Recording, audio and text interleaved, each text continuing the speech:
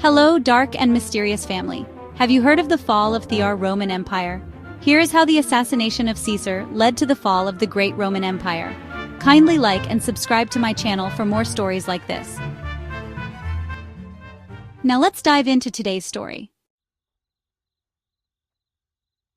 By the time Julius Caesar stepped in front of the Roman Senate in 44 BC, the nearly 500-year-old Roman Republic had been ailing for years. Wealth inequality, political gridlock, and civil wars had all weakened the Republic in the century prior to Caesar's ascension to power. Caesar's increasingly autocratic reign further threatened the Republic. He bypassed the Senate on important matters, controlled the treasury, and earned the personal loyalty of the Republic's army by pledging to give retiring soldiers property from public land or use his personal fortune to buy it himself, according to Edward Watts, author of Mortal Republic, How Rome Fell into Tyranny. He emblazoned his image on coins and reserved the right to accept or reject election results for lower offices. As Caesar transacted public business from a gold and ivory throne, rumors swirled that he would declare himself king. In the first weeks of 44 BC, Caesar was proclaimed dictator for life. His life, though, wouldn't last much longer. Fearful that the concentration of absolute power in a single man threatened the Republic's democratic institutions, dozens of senators who called themselves the Liberators plotted to kill the dictator. On March 15 in 44 BC, Caesar was stabbed 23 times by conspirators who believed themselves to be saviors of liberty and democracy. Instead, the daggers they thrust into Caesar dealt a fatal blow to the already wounded Roman Republic. One of the assassination's leading planners, Marcus Junius Brutus, had prepared to deliver a speech celebrating the Roman Republic's restoration right after Caesar's murder. He was shocked to find that outrage, rather than praise, greeted news of the dictator's killing. If Caesar had been an autocrat, the lower and middle classes didn't seem to mind as they benefited from his radical reforms, such as the cancellation of debts and adjustment of the tax code. Instead of stabilizing the Roman Republic, the assassination plunged it into another civil war as Caesar's supporters battled the assassins and then each other. Although former deputy Mark Antony positioned himself as Caesar's rightful successor by delivering a powerful funeral oration, the slain ruler had preempted that outcome. In his will, Caesar had named his sickly 18-year-old great-nephew Octavian as his primary heir and provided for his adoption. Octavian quickly amassed a private army and outbid Antony for the support of several legions. The forces of the two competing leaders clashed until Octavian and Antony called a truce and agreed to share power with another of Caesar's former deputies, Lepidus, in the Second Triumvirate. He was a cunning, ruthless politician who knew how to play both sides.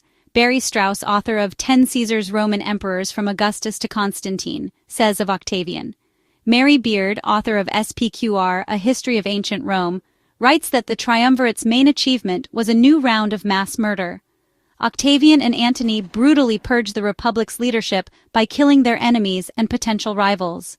After speaking ill of Antony, Cicero was killed by soldiers loyal to Caesar's deputy, and his head and right hand were placed on display in the Roman Forum.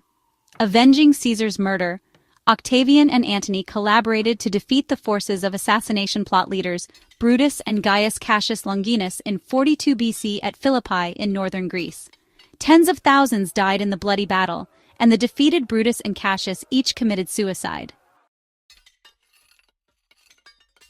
The triumvirate eventually turned on each other.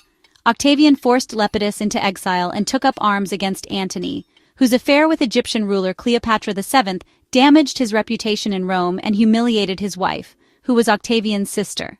Octavian positioned himself as the sole defender of Rome from the eastern influence of Egypt, and his navy defeated the combined fleet of Antony and Cleopatra at the Battle of Actium in northern Greece in 31 BC, after which Antony and Cleopatra each took their own lives. Having eliminated his rivals and seen the support given to Caesar by the masses, Octavian established absolute rule over the former republic and surpassed the power of his great-uncle. He approved of all candidates standing for election, while the powerless Senate rubber-stamped his decisions. By providing for soldiers' retirements, he ensured their personal loyalty to him.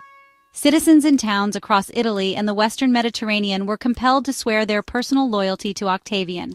Throughout Roman territories, coins, statues, and even silverware bore his image. The Senate in 27 BC bestowed the title Augustus upon Octavian, which according to Roman historian Cassius Dio, signified that he was more than human. Augustus ruled as Rome's first emperor, although he never took that title for himself. He was a very shrewd politician, Strauss says. He had a lot of tricks, and one of them was to pretend that what was happening wasn't really happening. He said that he restored the Republic and never used the terms dictator or king, instead calling himself Rome's first citizen. When a crisis of flooding, famine, and plague besieged Rome in 22 BC, citizens did not agitate for a restoration of the Republic, but instead locked up a group of senators and threatened to burn them alive if Augustus was not named dictator. They believed that Augustus alone could save them. The freedom they sought was one from war, hunger, and chaos. Reigning for nearly a half-century, Augustus became the longest-serving ruler in Roman history and ushered in 2 centuries of peace and prosperity, known as the Pax Romana. By establishing the Roman Empire, Augustus completed the task his adopted father had started. It's a great irony, Strauss says, of those who plotted Caesar's murder. They thought they were liberating Rome, but instead they put the nail in the coffin of the free republic.